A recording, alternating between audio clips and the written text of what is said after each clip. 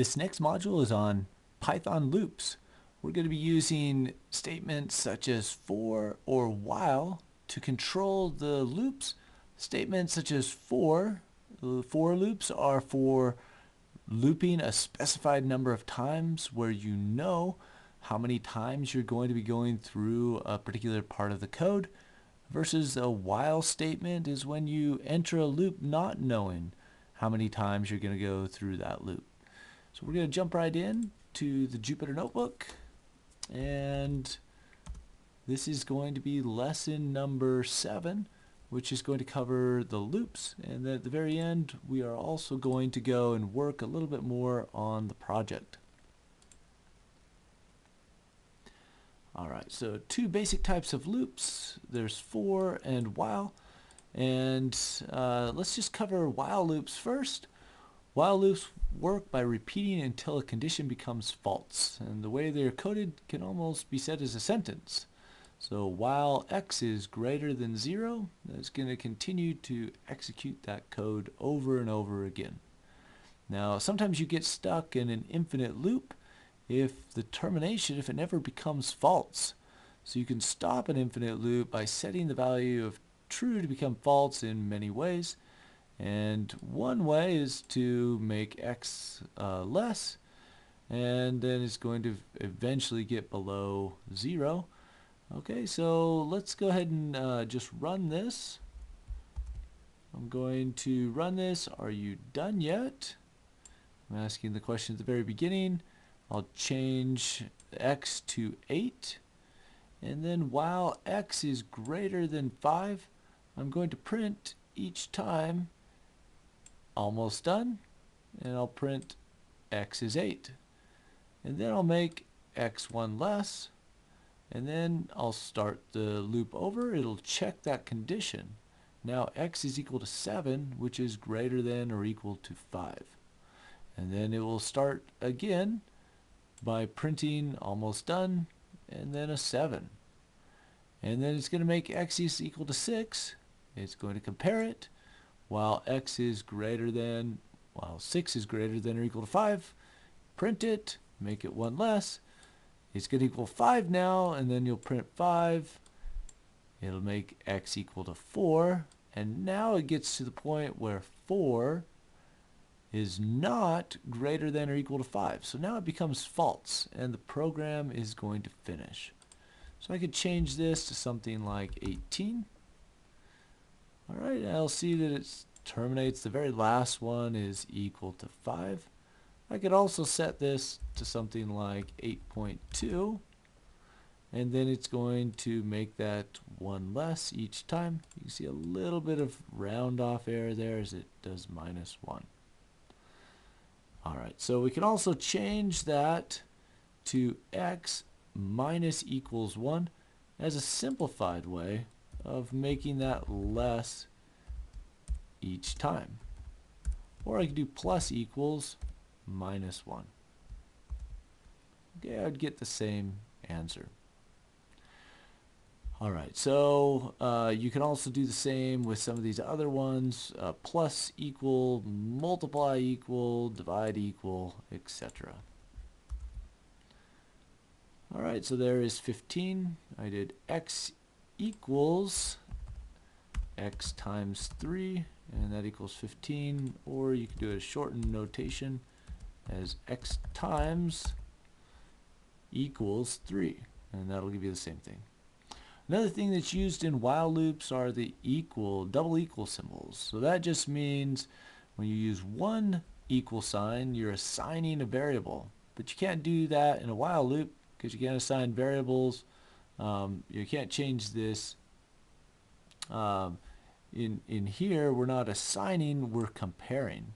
So we had greater than or equal to, and in this case, if it's equal to 0, then we're going to do this loop.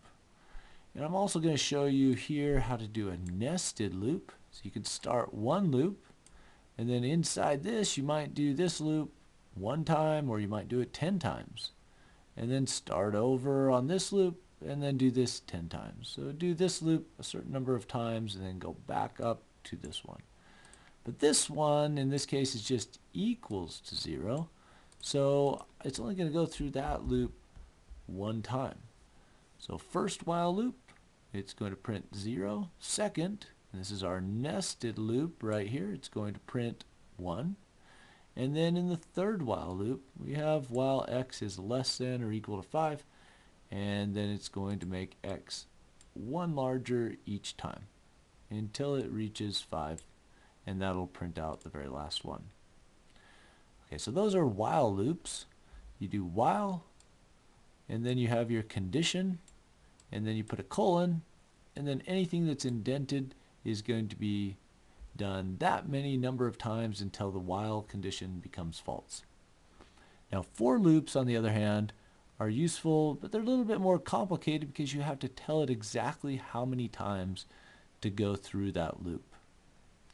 So the format of them is for I in something with a colon there. And I is just a typical iterator, but you can change that name to whatever you would like. Alright, so let's go on down. Range is very common to create our iterator. We call that an iterator to say how many times it's going to go through and what are the numbers for I. So I'm just going to run this one, and it's going to start at 0 by default. I could also put in a 1 here, and it would start at 1 instead. Or if I leave that number off, it just says I assume I start at 0. If I put in 3 numbers, then it's going to go up by 2 each time. It's going to start at 1. It's going to go up by 1 each time. Now you'll notice it didn't stop at 7. It always does 1 less than this number. Okay, so if I started at 0, then it would do 0, 2, 4, 6, and it wouldn't get to 8. Alright, so those are the 3 numbers. You can optionally have 1 number. If you just say I want to go up by 1 each time and I want to start at 0, then you can just leave this off and just put 8 in there and go 8 cycles through that loop. Okay, so let's look at this one. What do you think this is going to do? It's going to start at 8, or start at 0 and go up to 8. And it's going to be in increments of 3. So I think it's going to go 0, 3, 6, and then stop. Okay, it did. It went cycle, and I printed out cycle here, but I could leave off that and just print I instead. 0, 3, 6. Let's go on to strings now. So you can, in addition to range, you could say for I in hello. And it's going to cycle through each of these. I'll just leave off the cycle here just to make it a little bit more clear. You're printing out I, and you're going to print H, E, L, L, O.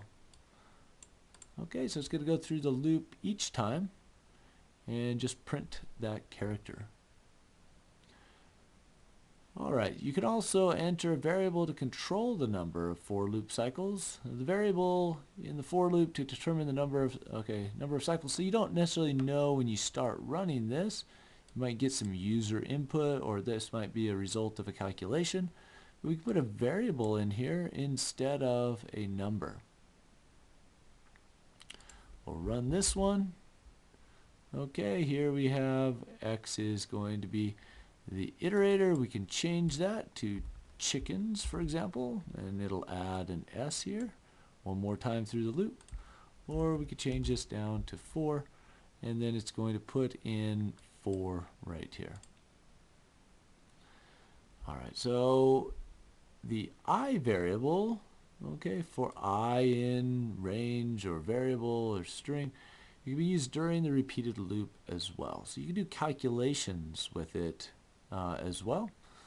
Alright, let's just go ahead and run this. We're going to run through some of these. We have cheese, we have 0, 1, 2, 3, 4, 0, 2, 4, 6, 8, 10, 8, 6, 4, 2. Okay, so let's go look at some of these. Alright, so we printed out every character in cheese.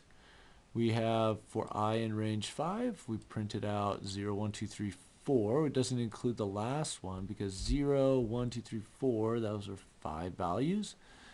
Alright, and then we skipped by 2.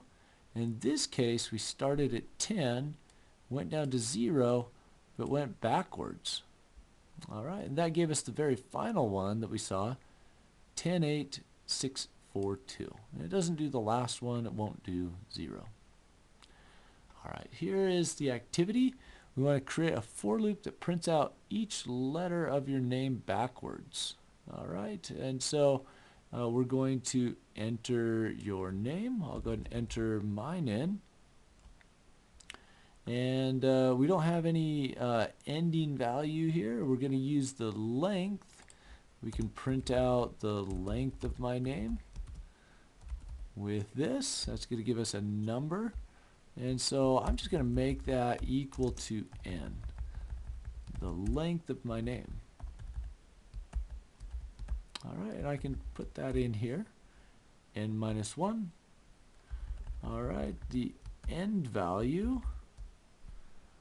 Alright, I'm going to stop at 0. I think I actually need to stop one less than that.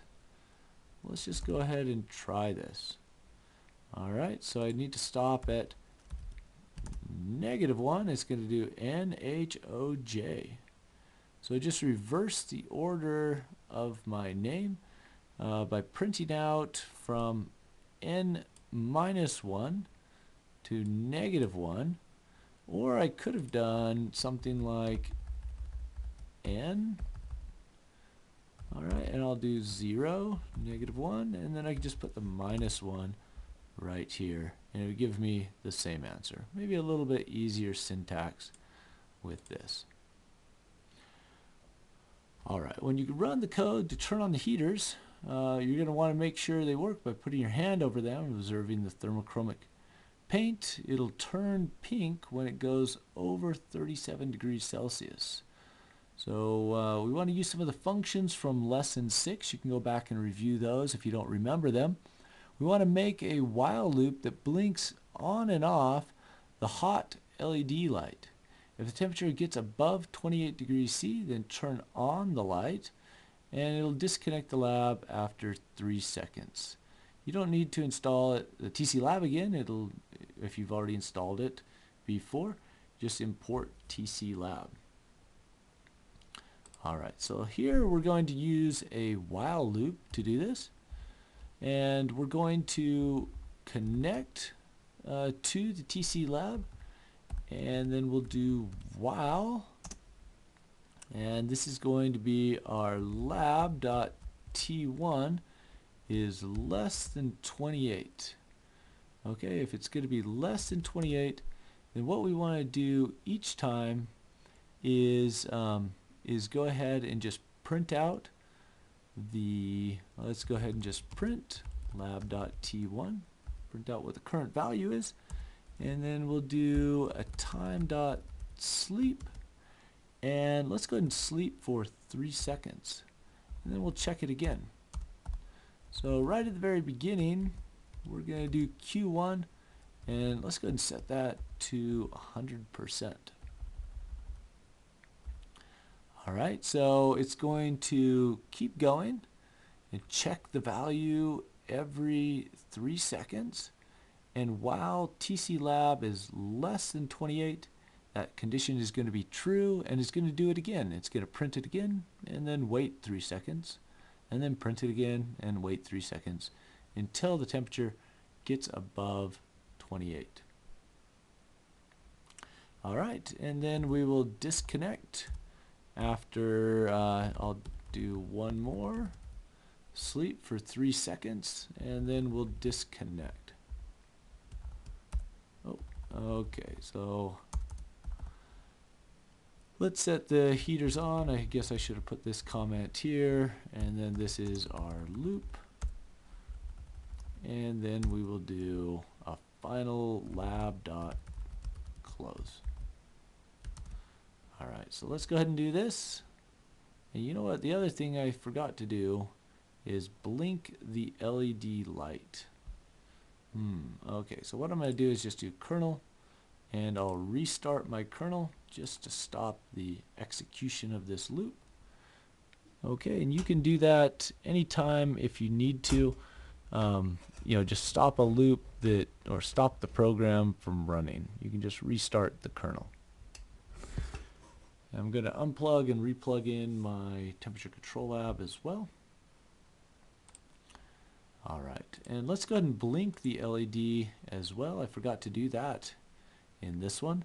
We want to turn on the LED and then turn it off. So let's do lab.led, and I'll set that to 100, and then I'll do time.sleep, and let's go ahead and set that to 1 second. And we'll do lab.led, and we'll set that to 0. Okay, so here we have, let's blink it one time. It's going to sleep for 1 second, and then afterwards it's going to sleep for 2 seconds, and then it will print again. So I'm going to bring up my, let's see, I think I need to bring up my camera just so we can see the LED. It's a little bit hard to see it anyway, so but let me go ahead and just bring up the camera and just see what this is going to look like. Alright, here we have it. Let's see if the camera will turn on here. Doesn't look like it's turning on. Okay, I'll go ahead and run this without the camera this time. Just I'll tell you if it's going to blink or not. Okay, and it is blinking as it's going. You can see the LED turn on for 1 second every cycle through, and it's just printing out the temperature every 3 seconds. We're going to see the temperature rise, and hopefully when it hits our condition here, which is 28 degrees, it's going to close the connection to the temperature control device. Okay, this is going to be similar to our egg incubator project, where we want it to turn on the heater if the temperature is too low. And there you can see it reached 28 and then it disconnected. Alright, let's do the next one now, which is make a for loop that makes the LED percent go from 0 to 100 to 0 in steps of 1. And we'll include a 0.1 second pause in between each step with time.sleep 0.1. Okay, so in this range, it needs to go from 100 to 0.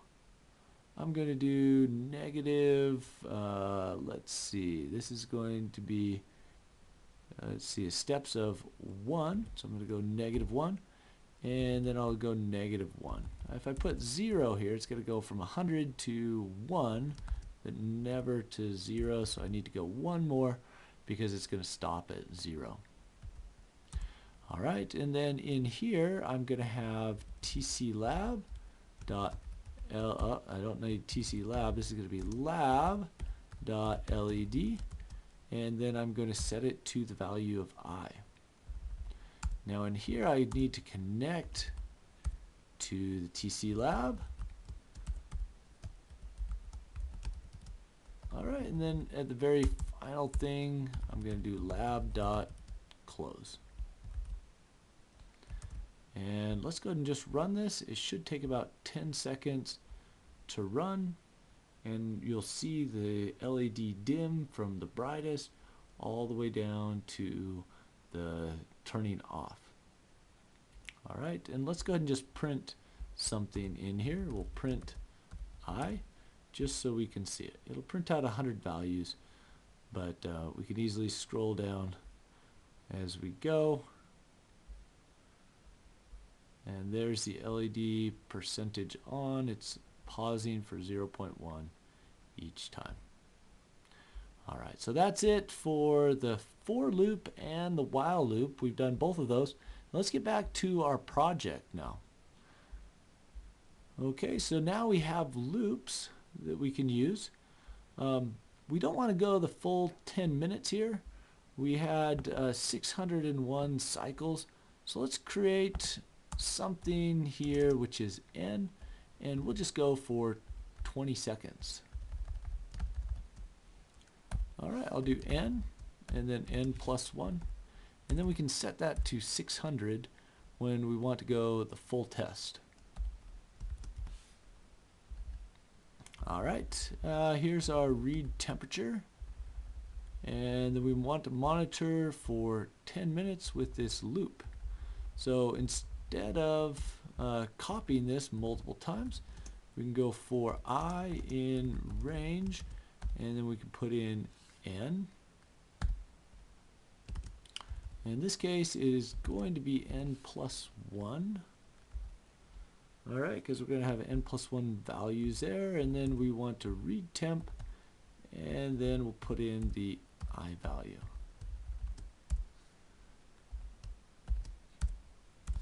Okay, so now it's going to read the temperature, not for 10 minutes, but just for 20 seconds. And then let me take out anything else here that we were doing before.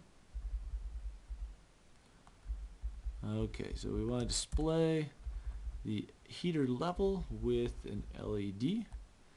Alright, we read the temperature. Let's go ahead and just return the current temperature here. TSI. Alright, so T is going to be T1. Okay, that's our temperature 1. And then now we're going to say inside this loop, if it's too high or too low, we're going to adjust the temperature. And then we'll display the LED values, the heater values on the LED. Okay, we can take off this print statement as well. And then when we're done, we're going to disconnect from the TC lab and then display a plot of our data. Okay, if you ever want to delete a cell, like right here, read temp, you can just do DD, and that's going to delete the cell. Okay, so we have, I'll do T set point. Okay, that's the set point, or the target value for our temperature is 37. And then in this loop, we're going to do a for loop. But if you did a while loop, while it's less than 37, you could have the loop end. Okay, but we want to go for a particular amount of time, not until a condition is met. All right, let's go ahead and run this and just see how it's doing with our project code. All right, it's going to go ahead and connect, and then it will hopefully print out every second a value that we're going to be able to read. Oh, I didn't print anything out here. So you can see it's going for that certain number of cycles we set, which is 20. We probably need to do something in here to print the value, not just to sleep for a certain amount of time, but let's go ahead and just print current temperature, and that is going to be plus. Alright, we can do a formatted string here. Let's go ahead and recall some of the things we did from that prior one. I'll do something else here. This one is going to be this one's going to be 5.2, and then we are going to do here dot format, and then we'll include TSI. Alright, so let's go ahead and just see if that is, ooh, I need an F here for formatted string. I'll add just another couple decimal points. And let's just see if it's going to, oh, I made a mistake on that. Let's see, what am I doing here that is wrong? Tuple index is out of range. Okay, let's see. I know I have something here on the print. Let me go ahead and just pause this, and then I'll figure it out in just a second. Alright, I figured it out. I just forgot the 0 here, saying that the very first element that I was putting in there should go right here. And just including this as the first formatted input. Okay, so let's go ahead and run this one more time, and then we'll see it print out 20 times with the formatted statement. The heater is going to turn on to 100%, and we'll see a little bit of a lag here as it's going to increase maybe ever so slightly. It's already fairly warm there at 34 degrees, but you will see it start to increase here at the end. Okay, and then it disconnected successfully.